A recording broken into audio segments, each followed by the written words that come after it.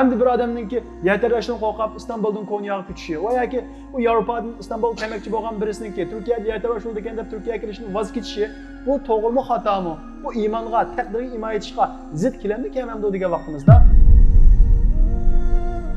davolimiz bu Allohning taqdirini qaytara olamdi deb bu savol so'radi. Rasululloh nima degan?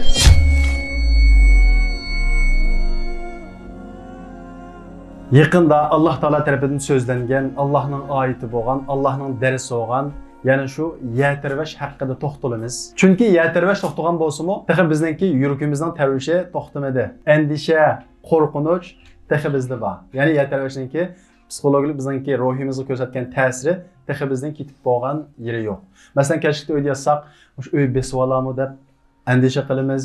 Konu uyda o'ltag'anlar, yangi uy o'zlayotadi. Hatto Istanbuldan küçük tayyor bo'lganlar bor. Hatto Istanbul kelmoqchi bo'lganlar, to'xtaganlar bor. Istanbulda yetarmaydi ekan deb. Demak, bu hammasi nimani ifodasi deganda, bizningki yatarvashdan uchirgan ta'sirimizningki ifodasi. Asli biz Allohga ishongan bir musulmon, bir mu'min bo'la sifatimiz bilan yatarvashdan faqat biz bu uchurlam olmasligimiz kerak. Chunki Alloh taolo bizni bir yerdan bir yerga yetkazish uchun tavratmadi. Ma'lum narsalarni bizga bildirish, o'zimizning haddini bildirish, hayotimizga qarab chiqish uchun va undan boshqa nurg'ulg'an darslar uchun Alloh taolo bu yerni tarvitib, bu dunyodagi mavjudlik g'oyamizni tunitib qo'ygan bo'ldi. Oldin biz navbatda biz uchayotgan o'sha yatarvash tufayli ruhimizga ko'rsatgan ta'siri, ya'ni bu yatarvash qo'rqinchdan qanday qutulamiz, bu haqda to'xtalamiz. Yatarvashdan nima uchun qo'rqamiz? Masalan, kashf etgan vaqtimizda nima uchun uy besvalami deb ansiraymiz? Ikki narsadan qo'rqamiz. Birisi, u yatarvagan vaqtdagi dahshatdan, ya'ni tom besib olish, qorong'u yerda qilish deganga o'xshagan yatarvashning oldidagi bu qo'rqinchli holatlar tufayli qo'rqamiz. Yana birisi, o'limdan qo'rqqanligimiz uchun qo'rqamiz. O'lib qolamanmi deb, mush ikki narsa tufayli biz yatarvashdan qo'rqamiz. Amaliyotda biz qarab boqadigan bo'lsak, bizning har bir atrofimizni xuddi yatarvash va yoki uningdan bakroq qo'rqinchli hodisalar bizni qo'rshaplam turadi. Masalan deylik, biz bir qancha yil ilgari Afrikada vafot topgan bir Uyg'ur qarindishimizni uzitib qo'ygan bo'ldik. Qatnash voqeasida vafot topdi. O'zi mashina nihoyatda to'g'ri shaklda haydayotgan, ammo keyindan bir mashina kelgan chiqilib, usib oldiki mashinaga chaplab etdi. Dahshatli bir o'lim. Xuddi yatarvashga o'xshash bir o'lim. Demak, bu o qarindishimizning qo'ldan kelgan bir ishmi? U to'g'ri haydi, ammo keyingi birisi kelib qanday qildi? So'qvatdi. Bizning atrofimizni yatarvash va yatarvashdagi o dahshatga o'xshash nurg'ulg'an qo'rqinchlar bizni qo'rshaplam turadi. Masalan, o'sha Turkiyada bir yilda yuz beradigan cho'ng kichik odam o'lgan bo'lsin, o'lmagan bo'lsin, butun qatnash voqeasining soni 1 milliondan ortiq. Har yili 2-3 ming odam o'sha qatnash voqeasi sababli o'lib ketyapti. Qatnash voqeasi nihoyatda bir dahshatli o'lim. Lekin biz uni qanday qilmaymiz? Parvo qilmaymiz. Chunki bizning beshimiz kelmaganligimiz uchun. Bizning bir yaqinimiz, do'stimiz, biz kunda arishib turgan birisi shunda mana shunda dahshatli o'limda vafot topsa, undan keyin azroq aslimiz kelgan bo'lamiz, yana yo'limizga davom qilamiz. Demak, qo'rqinchli o'lim bizning har vaqt bor. Ya'ni biz nurg'ulg'an ishlar bizning ilkimiz emas. Masalan, bizning hujaynimizga bir rak kasal tegib qilish, bu bizning qo'limizdan keladigan ishmi bu? Kelmaydi. Masalan, biz tuyuqsiz og'rib qoldik, doktorxonaga bordik, rak kasal bilan yo'qolibsiz dedi. Bizning qo'limizdan kelmaydi. Demak, biz shuni bilishimiz kerak. Atrofimizda nihoyat qo'rqinchli, hatto yatarvashdimi bak dahshatli bo'lgan xatolar bizni qo'rshaplam turadi. Ba'zimiz moto haydaymiz, ba'zilar mashina haydaymiz, kiplan bizni so'qib o'tishi mumkin. Va yoki shunga o'xshagan bizning ilkimizda bo'lmagan kanser, undan boshqa har xil qo'rqinchli ig'ir kasalliklar bor. Mubtalo bo'lishimiz mumkin. Chunki biz hech qaysi bizning qo'limizdan ketgan ish emas. Bu yerda qarindoshlar, taqdir deydigan bir narsa bor. Bu bizdagi old iymonninki birisi. Taqdir degan nima degan gap? Alloh taolo biz tug'ilishdan ilgari bizning bu dunyoda qanday yashaydiganligimiz, beshimizga keladigan ishlar, biz erishadigan ishlar, dunyoda baxtli yashamdik, baxtsiz yashamdik, nerede o'tiramiz, qanday o'limiz, qaysi xil o'limda, qaysi yurtda o'limiz, hammasi yozilib bo'lgan. Alloh taolo Qur'on Karimda va xalaqa kulla shay'in faqaddarahu taqdira. Alloh taolo hamma narsalarni yaratdi va uningga bir taqdir bekitdi deydi. Demak, Alloh taoloninki taqdiri nim bo'lsa, shu bo'ladi. Masalan, o biz mushu hozirgi yatarvashga o'xshash ishlar bo'lsin, undan boshqa har qanday ishlar bo'lsin, musibat bo'lsin, hammasi lavhul mahfuzda yozib bo'lag'liq. Hozirgi yatarvash yozib bo'lag'liq. Bundan keyin bizning qanday o'lab ketishimiz yozib bo'lag'liq. Allohning lavhul mahfuzda yozib bo'lgan ekan. Shundoq yuz berishi aniq bo'lgan ekan. Biz nimadan ansiraymiz? Demak, bizningki hozirgi favqulodda andishib ketishimiz, favqulodda qo'rqib ketishimizning sababi taqdirga bo'lgan iymonimizning ojizlab ketganligi.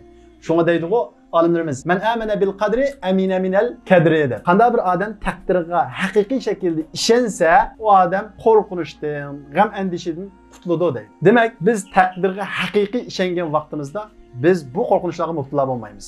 Shundaqla biz taqdirni tushunishimiz kerak. Biz ko'pincha ishlarni o'zimizning qo'lda deb o'ylab qolganligi uchun qo'rqib ketyapmiz va buning qarta biz ba'zi bir xato usullarni qilyapmiz. Kasaldan saqlanish va yoki bizga o'zimiz uqmay qolganda keladigan ziyonlar bu hech qaysimizning qo'ldan keladigan ish emas. Shunga taqdir ikki turli bo'ldi. Birinchisi bizga va bizda yuz beradigan ishlar. Masalan, bizga yuz beradigan ishlar. Yo'lga chiqsak mashina so'qib o'tishi, va yoki yatarvash qazo qilib ketishimiz, va yoki o'xshamagan shaklda o'lab ketishimiz. Bu hech qaysi bizning qo'ldan kelmaydi.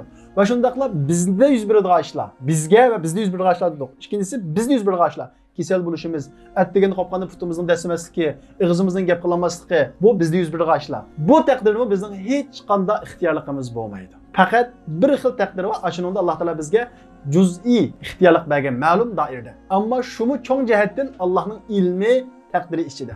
Masalan, namoz o'qimaslik, yomon ishlarni qilmaslik. Bu bizdan yuz beradigan ishlar.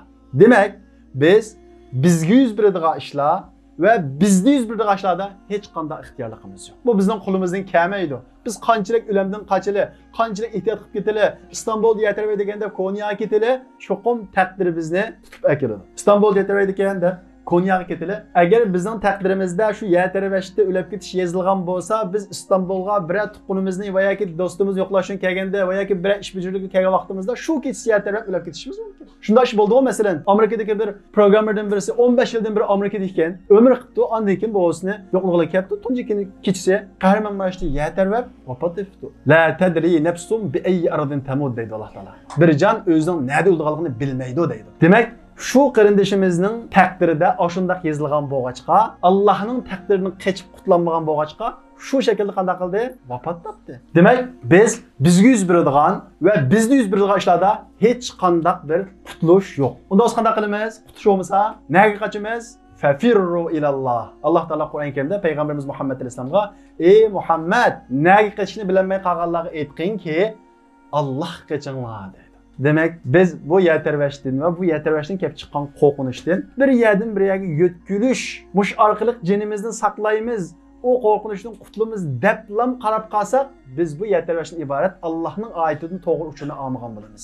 Aksicha biz bu yatarvashdan Alloh qochishdan iborat bu darasini erishimiz kerak. Alloh taolo Qur'on Karimda nayt uch qilib: "Qul innal mawtallazi tafirruna minhu fa innahu mulaqikum."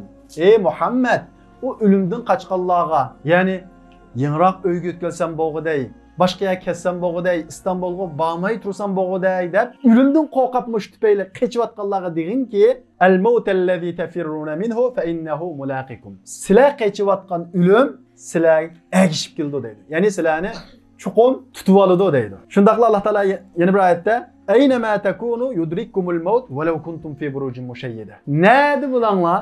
Qanchalik bexatar yerga berib olinglar, qanchalik yatarvashga chidamliq binoda o'ltiringlar, sizlarni o'lim cho'qim topadi deydi. Demak, biz hozirgi yatarvashdan unda o'zimizni o'limdan ep ketish emas, to'g'ri, sabab nuqtasi uni qilish to'g'rimi, xatomi, uni biz oxirida so'zlaymiz. Lekin bizning oldigan darsimiz u bo'lmasligi kerak. Yatarvash bo'lsa, bizda bo'ladigan o'zgarish olmasligi kerak. Chunki hamma ish biz yuqori degandek belgilanib bo'lgan. Biz Allah'ın taqdirini qechib qutlanmaymiz. Allah Taola'mı o yaratavashni bizni o maqsadda avatmaglik. Faqat "Va ma nursilu bil ayati illa tahwifa." Mushu g'aflatda qolgan, hayotni mushu dunyodan iborat deb ko'rib qolgan insonlarga hayotlikning ma'nosini tuntish, ömrning ma'nosini tuntish, bu dunyoning egisi borligini tuntishni Alloh taolo shunga avatimiz biz u Allohning oyatlarini deydi. Shunga biz ma yatarvashdagi andisha, qo'rqinishni qutlaylik deydiganmiz, taqdirni tushunishimiz va taqdirga imo etishimiz kerak. Ya'ni bizga yuz beradigan va bizda yuz beradigan kasallarga o'xshash Bu ishlarda bizning ixtiyorligimiz yo'q mutlaq. Biz qechib qutlanmaymiz. Nega barli o'lim bizni topadi. Nega barli agar musibat bizning taqdirimizga yozilgan bo'lsa, u bizga keladi. Unda biz qanday qilishimiz kerak? Fafirru ilalloh. Allohga ketishimiz kerak. Ya'ni Allohga yuzinishimiz kerak. Hayotimizga bir qarab chiqib, o'zimizdan bir hisob berishimiz kerak. Bizning hayotimizning yo'nalishi qaysi tarafga qarab ketib boradi? Allohning roziligini qo'lishib ketib boramdi yoki jamiyatga eqim nengamangan bo'lsa, şunun kendinden qo'llab ketyaptamdi. Buni bir o'zimizdan so'rab, o'zimizni hisob olsak va hayot yo'nalishimizni bir oz to'g'rilasak, undan keyin biz yetarvashdan to'g'ri dars olgan bo'lamiz. Va shundaqla biz bu yetarvashdan qo'rqmaymiz. Chunki biz o vaqtda o'zimiz o'limga tayyorliksiz emas. Ikkinchisi biz o'limdan nima uchun qo'rqamiz? Biz o'limga tayyorliksiz. Ya'ni biz g'aflatda yashag'lik, mushu dunyodan qo'lishib yashag'lik. Ahiretimiz için hiç qanday tayyorligimiz yo'q. Tayyorliksiz yerga berishni kim xohlaydi? Hech kim xohlamaydi. Biz bütün vaqtimizni, bütün diqqatimizni mushu dunyoga sarf qilayotgan bo'lg'achqa, a dunyo qarta hech qanday zehnimizni va yoki iqtisodimizni sarf qilmagan bo'lg'achqa, biz tayyorliksiz u makonga berishdan qo'rqamiz. Bu qo'rqishdan biz o'limdan yana qutulib qolmaymiz. Bu qo'rqishdan qutulish yo'li o'limga qarta tayyorlik qilish, aqlimizga kelish. Ey Rasululloh, mu'minlarning ichida eng aqlli qaysi deb so'raydi Payg'ambarimiz Muhammad alayhisalom, aktharuhum lil mauti zikra. O'limni ko'proq asligini va ahsanuhum lima ba'dahu isti'dadan. O'limdan keyingi hayotga tayyorlik qilgani ana shular aqlli kishilar dedi. Demak biz o'lim qarta tayyorligimiz bo'lsa, biz bunchalik qo'rqib kelmaymiz. Ikkinchi sababi bizning o'limdan qo'rqishimizdanki, biz o'limning mohiyatini tushunmaganligimiz uchun. Ya'ni xuddi o'limni yo'q bo'lishda ko'rib olganligimiz uchun o'limdan qo'rqamiz. Amaliyotda balla o'lim bir yangi bir hayotga chiqish. Xuddi bola onaning qursog'ida mohiyatli ishlarni bilmaydi. Mohiyatning go'zalligini, mohiyatli banaslarni hech qaysini bilmaydi. O bolaga nisbatan tug'ilish o'zininki 9 oy shunda xotirjam yashagan yeridan bir ayrilish. Bu vaqtmi onaning qursog'ida tug'ilishni ana shunda qo'rqidi. Chunki xotirjam yerdan ayriladi. O'limmi dal shunga o'xshaydi. Biz ma dunyoda yaşagan bo'lg'achqa, u o'lgandan keyingi hayotni bilmagan bo'lg'achqa, xuddi u yana bir hayotni, ya'ni o'limdan keyingi hayotni bir xil qo'rqinchli tasavvur qilamiz. Amaliyotda bo'lsa, o'lim degan nima degan gap? Allohning huzuriga berish degan gap. Alloh taolo Qur'on Karimda dedi: "Va la in muttum aw qutiltum la ilallohi tuhsharun." Agar sizlar o'lsanglar yoki o'ltirilsanglar, ya'ni Alloh yo'lida o'ltirilsanglar, Alloh qarshi qilasizlar dedi. Sizlar hozir ota-onaning qashig'i berishdan qo'rqamsizlar? Apangning qashig'i berishdan qo'rqamsizlar? Yo'q. Chunki opamiz bizga mehribon, shafqatli. Alloh bizga ota-onamizdan mehribon. Unda bo'lgan ekan, nima deb qo'rqamiz o'limdan? Biz o'limning mohiyatini tushunmaganligimiz uchun, yo'qolish deganligimiz uchun biz o'limdan qo'rqib qolamiz. Birinchi sababi tayyorligimiz bo'lmaganligi uchun qo'rqamiz. Ikkinchi sababi o'limni tushunmaganligimiz uchun qo'rqamiz. Amaliyotda bo'lsa, o'lim bay degandek Allohning huzuriga berish. Shundaqla o'lim bir uchrashish makoni u. Biz o'lgandan keyin bizni ilgari ketgan kishilar bilan uchrashimiz. Agar mu'min holatda o'lsak, sahobalar bilan uchrashimiz. Oramizda mashhur biz ko'rmagan bir kurashni orzu qilgan kishilar bordir bizningki. O'sha kishilar bilan ular o'lib ketgan bo'lsa, o'lgandan keyin kurashalaymiz. Agar biz iymon bilan Alloh rozi bo'lgan shaklda yashagan bo'lsa, sahoba bilan kurashgan yo'qmi? Rasululloh bilan kurashgan yo'qmi? Unda o'sha o'lish lozim uning uchun. O'lmaytib kurash qilolmaydi. Demak, o'lim qo'rqinchli narsa emas. Agar biz haqiqiy mu'min bo'lib yashay olsak.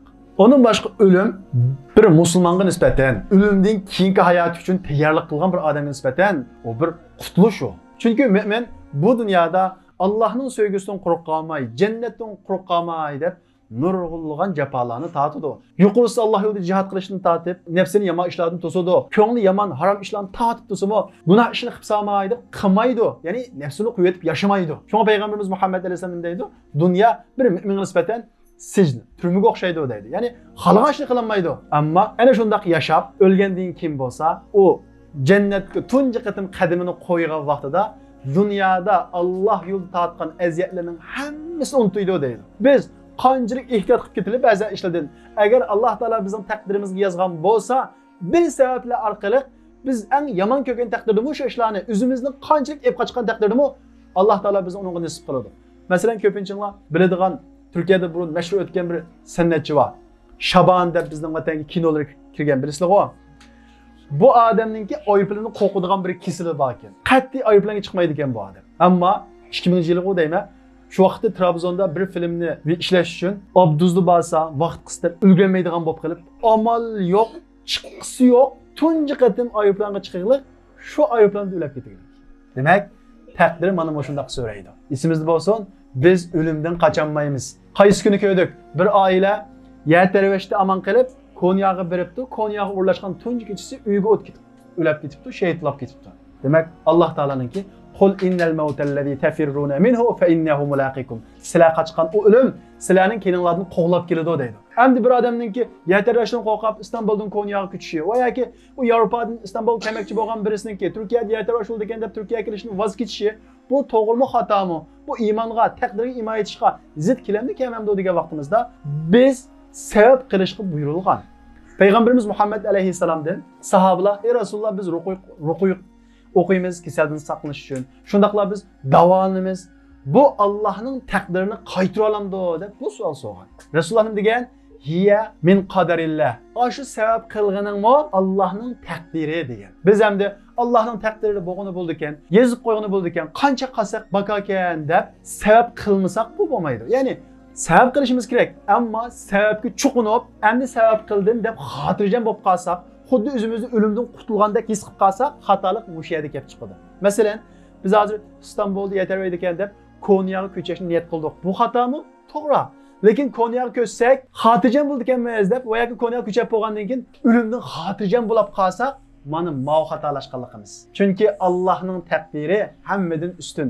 Allohning irodasi u sabablardan ustun. Bir odamningki Yevropada kelmasligi, o Istanbulda Yatarvaydi ekan deb. To'g'ri, ammo Turkiyaga bormasam, o'limdan qutulib qoldi ekanman va yoki o'limni keyin kechiktirdi ekanman deb o'ylab qilishi mau xato. Shunga sabab bilan taqdir munosabatini to'g'ri tushunishimiz kerak. Masalan, Hazrat Umar davrida Hazrat Umar Shamga kirgili qolgan vaqtda u Shamda vabo taqilib ketganlik xabari kelgan. Shu vaqtda Shamga kirandimiz deb talashgan sahobalar orasida bir sahobalar kiraveramiz, Allohning taqdiri, Alloh yozgan bo'lsa, u virus yo'qdi, Alloh yozmagan bo'lsa yo'qmaydi degan. Yana bir sahobalar kirmayli inib ketaylik degan. Oxirida Hazrat Umar kirmaymiz degan. Bu vaqtda Abu Ubayda degan, "Ey Hazrat Umar, sen Allohning taqdiridan qochmoqchimi?" degan vaqtda Hazrat Umar, "Ey Abu Ubayda, bu gapni sendan boshqasi degan bo'lsa, kashki men Allohning taqdiridan Allohning taqdiriga qochaman" degan. Demak, u yerga kirishmi bir taqdir bo'lsa, u yerga kirmaslikmi bir taqdir. Kasal bo'lganda dori ishmi bir taqdir. Dori yeb saqiyish bir taqdir bo'lsa, dori yeb saqiyolmaslikmi yeni taqdir. Biz musulmon bo'lash sifatimiz bilan sabab qilishga buyurilgan, ammo sababga chuqunib olishdan saqlanishimiz kerak. Bizning eng chong xatoligimiz nima desa, bir bo'lakimiz faqat sabab qilmaydigan, yo'linib oladigan, Alloh nima ish qilgan bo'lsa shu bo'ldi deb taqdirga yo'linib oladigan. Bu mu xato?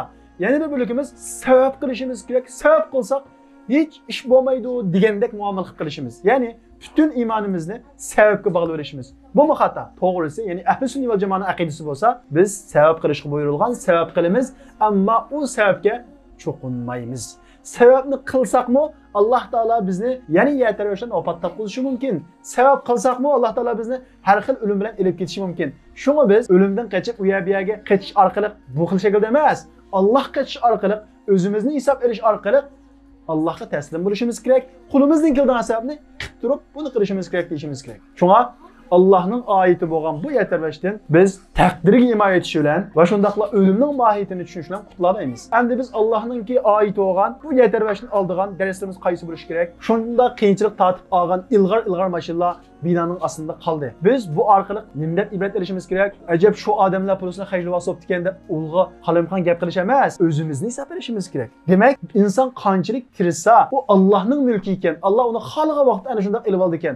Unda bo'lsa biz halol harom deb ilg'amay, ma shaklda dunyoga yuzlanmayli. Haloldan tepishga tirishaylik deb, ma iqtisodiy jihatda haloldan pul tepishga, Alloh hisob so'rgan vaqtda hisobni birlaydigan shaklda pul tepishga yuzlanishimiz kerak. Chunki biz vafot topgandan keyin eng burun so'ralgan savollarning birisi, pulni nereden topding, nimaga ishlatding? Birinchisi, pulni nereden topding? Haloldanmi, haromdanmi? Haloldan topdim. Bu savolni o'tab ketib bo'lgandan keyin nega ishlatding? Shunga bizning birinchi oladigan darsimiz, birinchisi topgan pulimiz harommi, halolmi, shubhilikmi? Bunga qattiq diqqat qilishimiz kerak. Agar masalan shu Yatarvashda ulab ketganlarning qilib qolgan pullari haloldan topgan bo'lsa, u qilib qolgan pullariga qat'iy afsuslanmasin bo'ladi. Chunki u pullari u odamga nisbatan bir sadiqning hukmida bo'ladi.